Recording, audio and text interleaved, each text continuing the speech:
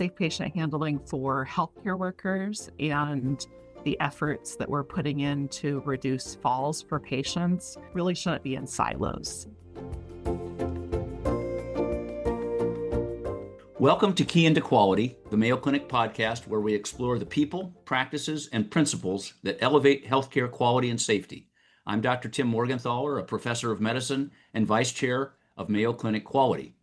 In this episode, we're asking a foundational question. What if the way we move patients could move the entire culture of safety forward? On today's episode of Key into Quality, we're going to look at a group of people who work together to enhance safety for patients and staff. Co-hosting with me, as always, is my partner, Sherry Nemec. Sherry? Welcome, everyone. I'm Sherry Nemec, Consultation Relationship Manager for Quality at Mayo Clinic. I'm really excited, Dr. Morgenthaler, because today we're going to be starting a series of 4 podcasts focusing on safe patient handling and mobility. So we're going to be talking about things like committee structure, strategy, fall prevention, both inpatient and ambulatory. Sometimes ambulatory doesn't get a lot of attention, so we're going to do that, and safe patient handling champions. Yeah, and this is really such an important topic. I mean, people often think of patient falls and as a kind of a standalone topic, but this is really a fundamental and foundational integration of concerns. You might say, well, why does this all matter? But, actually the stakes are very high. Some of the data, like in 2011 alone, over $7 billion was spent on workman's compensation and medical bills for healthcare workers. Wow. Nurses, they rank 5th amongst all the occupations that are out there for strains and sprains. And according to the U.S. Department of Labor, more workers are injured in healthcare than in construction or manufacturing. So, you always kind of think of the delicate nurse going off to heal people. In reality, they're more likely to get injured than some big hulking guy with a lunch pail and a hard hat. Most people wouldn't think that. It's really weird. And in fact, especially in this day and age where getting high quality healthcare workers is so important, 12% of nurses leave the profession every year due to back pain. So these are just not statistics. They're signals. They're signals that the way we handle mobility in hospitals really has to evolve. So today we have a wonderful opportunity to meet some leaders behind that evolution. Dr. Laura Breeher, who's a chair of the Safe Patient Handling and Mobility Committee here in Rochester, Minnesota, and Paul Lorentz, who's also a nurse administrator working on these tasks alongside. So together, I think they're going to share how this committee is reshaping safety culture from the inside out by using data, design, deep collaboration, really cool things. So welcome, Dr. Breeher. Welcome, Paul Lorentz. Thank you so much for joining us. Thank you for having us. Yes. So Dr. Breeher, maybe you could just introduce yourselves to our listeners. Tell us a little bit about yourself and how it is that you've come to arrive at this position. Absolutely. Absolutely. So I am an occupational medicine physician. I've been with Mayo Clinic Rochester for about 10 years after spending a couple years in one of our Mayo Clinic Health System sites in rural Minnesota. And I hold a few roles here in Rochester, including I am medical director of our employee occupational health service and medical director of employee well-being. So my passion is really keeping our healthcare workers safe so that they can fulfill our mission to provide the best care to patients. I so identify with you on this. Way back when I was just starting my medical career, I had the opportunity to serve as a Navy medical officer. And I always really resonated with the mission of the Navy Medical Corps was to preserve the fighting strength. And so you're our Navy medical officer for Mayo Clinic. I love that. That's great. I like that analogy. No, it really is. It really is. So, and Paul, tell us about yourself. Yeah, thanks, Dr. Morgenthaler. Yeah, myself, Paul Lorentz, nurse administrator, been at Mayo Clinic for a little over 20 years. Currently, I'm in a nurse administrator position and support a number of different practice areas. In addition to that, one of my focal roles here really is within safe patient handling and mobility, the safe patient handling coordinator role, which is really integral. You'll hear more about that role as we move through the discussion. That role reports up through me and having an opportunity to serve as the advisor to one of our key fall injury prevention subcommittees here on behalf of the Department of Nursing. So very much integrated in all things safe patient handling and mobility. Well, fantastic. So let's dive in. Dr. Breeher, what would you say has been the historical progression of safe patient handling and mobility efforts at Mayo Clinic? Tell us about that. Absolutely. So, Mayo has a long-standing interest in making sure that we keep our healthcare workers safe. As I mentioned, we have tried many things throughout the years, including before my time at Mayo, but things really became formal starting in about 2008. That's when we formed our first safe patient handling committee focused on efforts to reduce injuries within our employees. And that aligned with some other initiatives within the state of Minnesota, including state statute for safe patient handling efforts within healthcare that we can talk about a little bit later. But in 2008, we formed a formal committee focused on safe patient handling specific to reducing employee injuries. That same year, we started installing ceiling lifts in many of our inpatient units. And over the course of about 10 years, we installed hundreds of ceiling lifts across our hospitals in over 50 units and saw some great impacts from those. I became chair of the Safe Patient Handling Committee in 2016.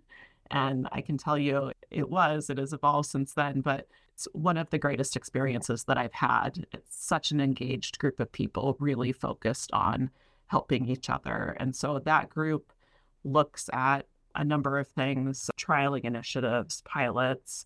And through that work, we identified that we really needed a role within healthcare that was more focused on coordinating all of these safe patient handling initiatives. So in 2019, we hired a dedicated safe patient handling coordinator. Paul and I work very, very closely with her, Kelly Drilling, and I think that you will hear from her on a future podcast. She's very enthusiastic and has done some great work. And that's really kind of elevated the profile of these efforts. And through that, I think that there was more of an awareness that safe patient handling for healthcare workers and the efforts that we're putting in to reduce falls for patients really shouldn't be in silos, that there's so much synergy and that it would make a whole lot of sense for us to come together among those groups to look at how we improve safety across the continuum. So in 2024, we combined the Safe Patient Handling Committee with the Ambulatory Falls Injury Prevention Subcommittee and our Inpatient Falls Injury Prevention Subcommittee into one group, which is now named the Safe Patient Handling and Mobility Subcommittee. And I have the wonderful opportunity to chair that. I love doing that in partnership with Paul and other leaders across the institution. And it's a great multidisciplinary group. So I'm really curious about more about that infrastructure that you're talking about. Can you tell us a little bit more about that? Sure. Yeah. Again, I'll just tag on a little bit to, and Dr. Breeher touched on this a little bit, is that with that evolution of the role itself, which is really integral, the work here, we really took the Safe Mobility Champion role, and that really brought together the Safe Patient Handling Champion role and the Falls Champion role. So now we have the Safe Mobility Champion role. And we have the Safe Patient Handling Coordinator that really is that hub across these different groups that Dr. Breeher just mentioned. So within that infrastructure, we have the Inpatient Fall Injury Prevention Subcommittee, we have the Ambulatory Fall Injury Prevention Subcommittee, and then we have this large cohort of Safe Mobility Champions that really together collectively roll up through ultimately our Rochester Quality Subcommittee. So having that infrastructure realigned to quality has really been integral in really elevating all things safe patient handling and mobility, and then also ensuring that we have the appropriate resources to not only really identify opportunities, but also have the resources to implement the same. So the way it's been set up is we do have a few key leaders, Dr. Breeher and others, who really cross the care continuum to ensure that if we're doing something within the safe patient handling and mobility space, that we do have select individuals that are really crossing the entire care continuum to ensure that if we implement something in inpatient practice, but it may have benefit in ambulatory practice or procedural practice or surgical services, that we're leveraging that across the care continuum to the extent possible, knowing that the different care environments, inpatient, ambulatory, do have unique needs that we also have to address. But that's been very helpful to ensure we have a great kind of 10,000 foot view across the care continuum.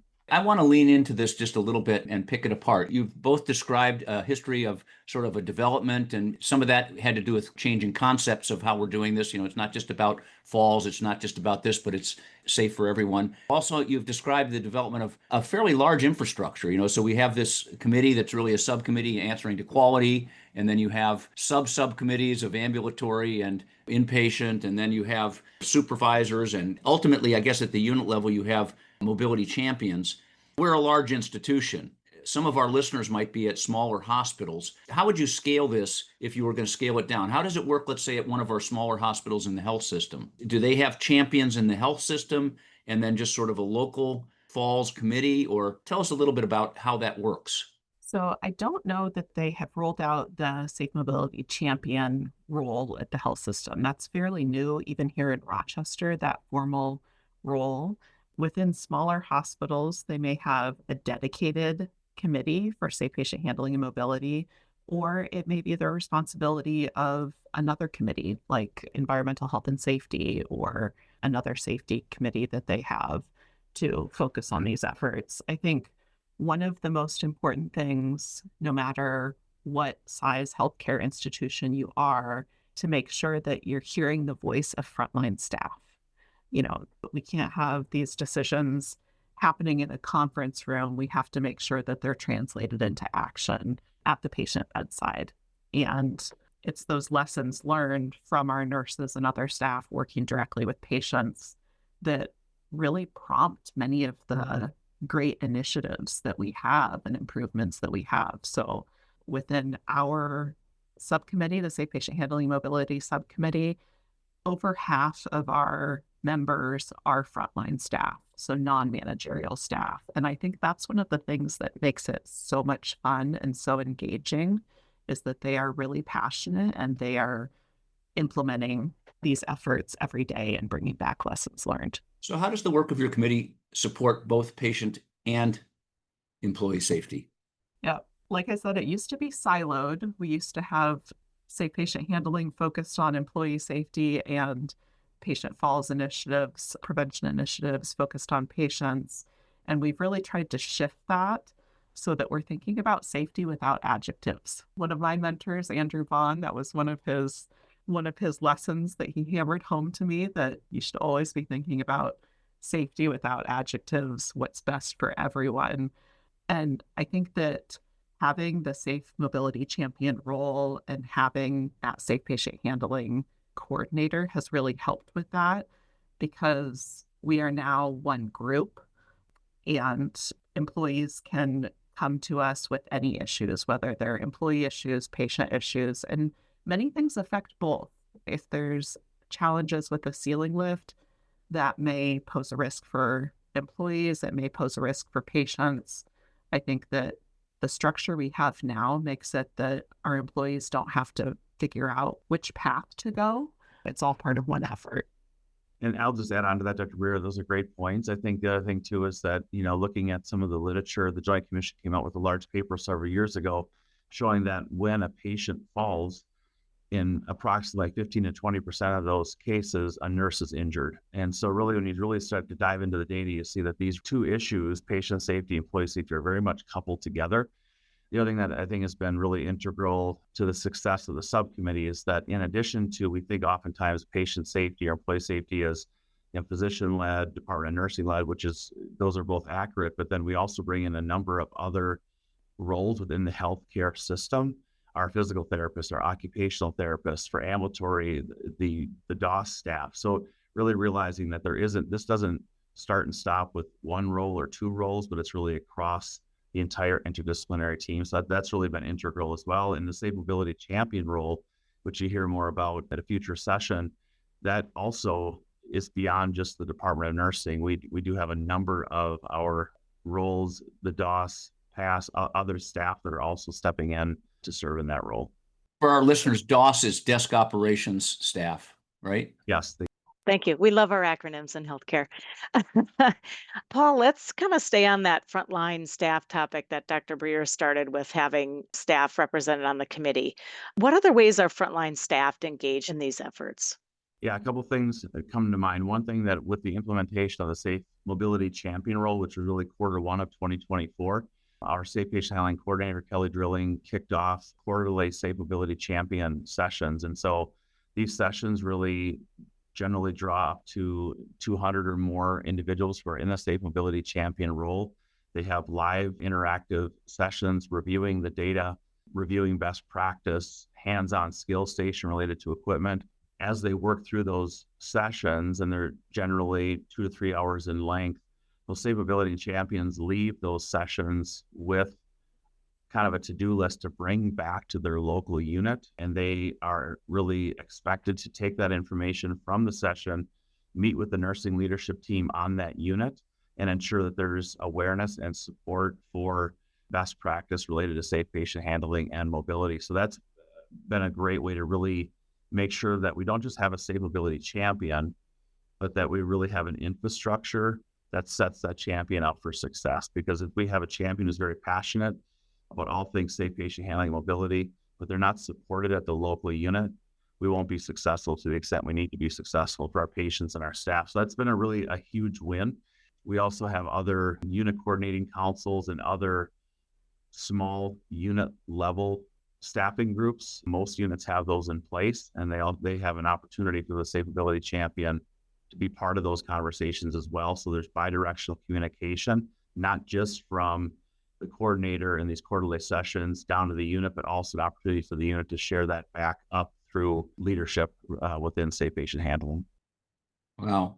So, you guys have been working at this for a while and putting this together.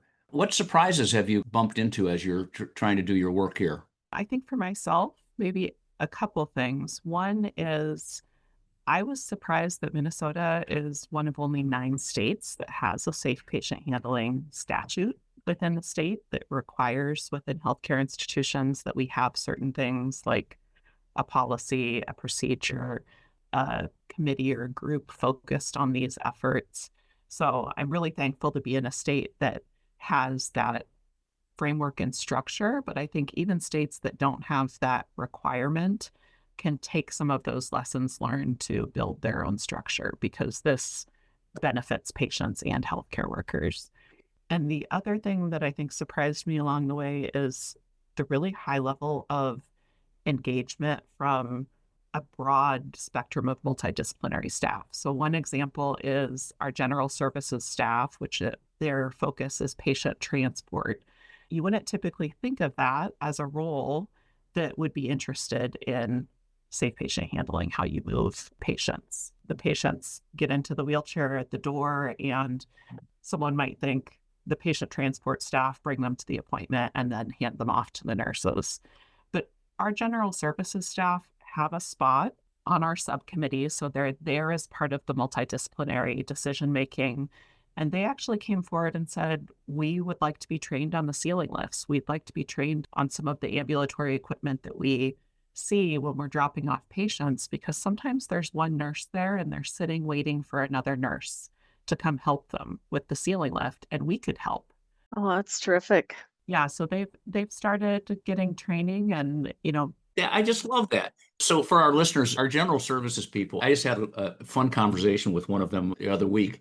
They have their own uniform. These people greet our patients as they come into our centers, whether it's in the hospital or outpatient buildings. And this is a big place. And if you're someone who needs assistance, you're really glad to see those people. They welcome you. But then these general services people, they put on 8 to 10 miles per day of walking and transporting patients back and forth. So they're really something, and all along the way, they're kind of part of our service arm too. I mean, they're really service excellence. And so then to hear that they're also saying, oh, we want to see how we can help the nurse that's sitting there. I just love that. So thanks for sharing that. That's so cool. yes, I love it too. Paul, how about any surprises? We knew this conceptually, but I think it touches a bit on what Dr. Breeher shared. It's just that everyone in our care environment has a role in safe patient handling and mobility. And the general service is a great example. We're doing a fair amount of construction here at the Rochester location. Well, the general service staff have been integral in ensuring that if patients have to move farther, that they play a key role in keeping those patients safe from the time they're coming out of a parking ramp or a given location into our formal care environment, checking into their first appointment. So everyone has a role. I think that has been something that we've been very intentional about, is to say this is not for physicians to own solely or nursing to own solely, but that we all have a role to play within safe patient handling and mobility. Part of it too, I think, I don't know if it's a surprise, but something that is a big part of the conversation currently really is we look at our hospital of the future, is to ensure that we also set up the care environment in a way that comprehensively addresses all things safe patient handling and mobility. And it just, when you start to kind of peel away the layers, you realize that everything from flooring to lighting to patient repositioning systems to the ceiling lift, all of this, in a sense, plays a role in the safety of both our patients and our employees. So I think one thing that has surprised me is just how interconnected and complex safe patient handling and mobility is. Yeah. For people who are listening, my guess is most people are somewhere in a journey on this, just like you were, and right, continue to evolve and mature that. But what do you think were some of the key elements of that successful structure for safe patient handling and mobility? What kind of tips would you want to share? Making sure that we're celebrating the successes is important. Every time there's an employee injury or a patient fall, we look at those very, very closely. But I think it's equally important to look at the things that have been successful. We recently rolled out a combined newsletter that includes, success stories, initiatives for reducing employee injuries, preventing falls in the inpatient and ambulatory setting, because there are lessons learned across the continuum. Those things used to be siloed. They used to be individual newsletters that would go to those groups, so they wouldn't get the benefit of knowing what the other groups were doing. And I think making sure that through some mechanism, they're going out to the units and going out to the clinics, not forgetting the ambulatory setting, as you mentioned, Sherry, because that's important too, and seeing the challenges that staff have. The staff will tell you things that they're running up against and ideas that they have. And our healthcare workers have some wonderful ideas that we can then take and implement through these multidisciplinary groups. Wow. At this particular podcast, we talked about the formation and the importance of having this multidisciplinary nidus of ideas, energy, bidirectional flow of information, and so forth. What do you anticipate are the ongoing needs for the committee's efforts long term? Sure. Yeah. I think one thing that we realize is that the level of acuity of our patients that impacts safe patient mobility is increasing. I mean, I think the data is clear that if we look at our inpatient setting, our ambulatory setting, the patients that are coming into our care environment, on average, are sicker and have more challenges than patients did 15 or 20 years ago. So I think it's really to say, as we move into the future, how do we ensure that we're leveraging new equipment, new technology, and really staying at the front end of that knowledge curve in relation to safe patient handling and mobility. And as I mentioned earlier, we are having key stakeholders that are really experts in safe patient handling and mobility directly involved in the design of our future healthcare environment to ensure that we do have the best equipment, the best lighting, the best bed systems that really help keep our patients and our staff safe. So I think despite the progress that we've made, we realize that there's significant effort that needs to continue to really help us keep at the front end of this discussion. That has been one of the really strongest fruits of having a dedicated coordinator role. That role really helps ensure that we are staying at the front end of best practice related to safe patient handling and mobility. So I think it's really to take what we're already doing and just continue to make sure that we iterate that infrastructure moving forward to meet the future needs of our patients and our staff. Great response. I echo that. Yeah. Well, to that end, share with us, what are some of the key initiatives that are going on right now? Some of these will be discussed in upcoming podcasts with some of our other leaders. So We'll take some teasers. Yeah, we'll give take us some some teasers. Okay. give us a glimmer. Yeah. So our safe patient handling coordinator, Kelly Drilling, who Paul and I work with so closely, will be coming to talk to you with one of the safe mobility champions to talk about that role. And I'm super excited about that. I'll mention one of the creative things that they've done is in their quarterly forums where they're coming together and sharing lessons learned, they actually mocked up a bathroom to allow the safe mobility champions to practice how they would help a patient get onto the toilet and off in a bit of a confined space. So they're really doing some creative things and hands-on things and Simulation. yeah, fun stuff in those quarterly forums. So I'm excited for Kelly and the Safe Mobility Champion to tell you about that. Dr. Allison Palmer and Amberly Hess are going to come and talk about preventing falls and avoiding injuries in the inpatient setting. And they're going to talk about some of the emerging technologies that we're looking at to help with that, which is really exciting. And then finally, we'll have leaders from the ambulatory fall injury prevention come and talk to you about some of the efforts that we're doing in that setting, including tools that we're looking at within the electronic medical record to flag patients that may be a fall risk so that we can focus on helping them from the moment they step within our doors. Oh, yes. I think that'll be great to hear about. Well, anything else you want to share with our listeners about how they get started on this? One or two words of wisdom. I think it starts with someone who's passionate about this topic. So much of the success we've seen at our site here in Rochester really, has been driven by, I remember very well, we brought the coordinator role into our care environment. And she has been incredibly passionate about the topic of safe patient handling and mobility. And that has really been a catalyst and has really, I would say, really increased the level of engagement and really excitement around how do we do safe patient handling and mobility better. So I think having a champion, someone who's truly passionate about this topic, if you're passionate about a topic, we all can learn things, right? If we have the passion and the drive, we can figure out what we need to really be a leader in that space. And that's what we've seen in our care environment. And then just on the heels of that is to ensure that you create the appropriate infrastructure within the organization to ensure that you have visibility and the resources to match the needs that are identified through those visibility channels and committee structure. Well, boy, I just want to thank both of you for a number of things. Paul, what you just said, especially, you were reading my mind because, it is so important to have champions or people who are enthusiastic and want to make things change. But leaders have to provide a way for those champions to start moving, or they can kind of experience a tragic burnout. So thank you for your leadership, both of you, in helping to create that infrastructure, that structure where enthused, engaged individuals can come with their ideas and can also help implement new workflows and so forth. So thank you for that. And thank you for sharing your time with us and our listeners in this conversation. It's been really interesting. I think our listeners have certainly heard some things that they can benefit from. Thank you. Thank you for being here. Thank you so much for having us. Yeah. Thank you. So, what we've heard today is more than just talking about changes in workflow and new equipment. It's really a change in vision. Safe mobility isn't just about preventing harm. It's about restoring dignity to workers and patients, accelerating healing in our patients, and I think also creating a space for human connection at the bedside. When we're not fearful of hurting ourselves, we can provide care so much better. So champions like these here can really show us what's possible when we equip and trust our frontline staff to give us their ideas. So I think their work reminds us that every step that a patient takes, when supported safely and intentionally, is good for our staff and it's good for them.